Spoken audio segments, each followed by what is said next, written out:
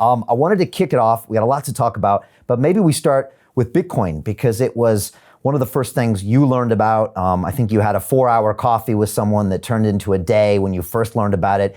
You were one of the very first people to create a fund that would invest in this instrument back when nobody was even talking about it, and you were really early. You've said a few things about Bitcoin. I'm just going to quote you back and then give it over to you. You said, quote, "I believe Bitcoin is the biggest trade of our generation." You've said Bitcoin is a serial killer. It's going to go through 40 or 50 different industries.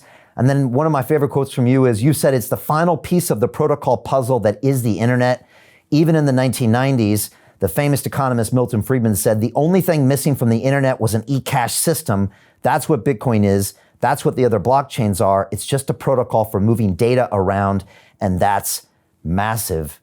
Dan, how do you start this conversation and how do you talk about Bitcoin to people that are newish to it or know a little bit about it? Yeah, it's a good question. And I've tried so many different angles over the years to explain Bitcoin, and it really is true that everyone has their own light bulb moment. There's a lot of different perspectives people have. Like if you find a gold bug, explain it in 2 seconds. They're like, great, got it, I'm in.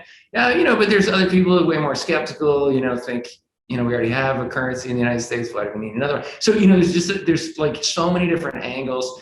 I do think the concept of it being the final piece of the protocol puzzle that is the internet is one that really helps people get their head around it, because most of us don't know a ton about the internet, but we know there's a bunch of protocols like TCP/IP that help move data around.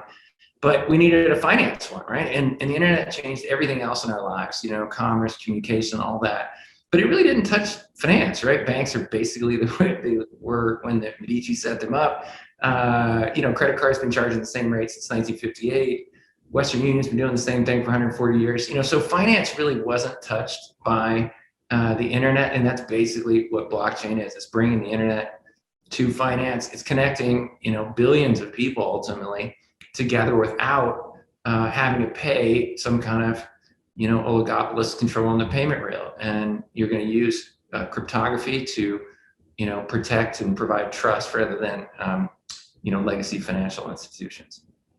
Yeah, I find it so strange that it had like a 20-year lag, Dan, until we finally found the internet of money. And, I actually had a 2-year stint in New York City as the CFO of a dot-com startup from 99 to 01. And I was part of the group, where I was just all in on dot-coms. My finance buddies would meet me for drinks and they would just say, please stop talking about this is the next biggest thing. I said, it's Columbus and the New World. And we rode that up and we rode it back down. But like you said, finance didn't change. And even fintech, and London's one of the great centers of fintech, it always seems to be like a tech plug-in to an old school system, like internet banking, where it never actually innovated.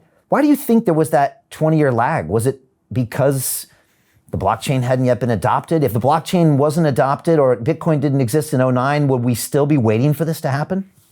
Oh, I think so. Satoshi Nakamoto nailed it. There were decades of attempts to do it. Adam Back's Hashcash before that, and a bunch of projects like that. They were really close. Some gold-backed tokens, but they all lacked one or two of the key ingredients. And Satoshi put together a handful of those concepts into the first fully functional digital currency that used decentralized trust. And, then you're off to the races. So, who knows if Satoshi hadn't invented it, it might have taken, 2 more years, it might have taken 20 more years.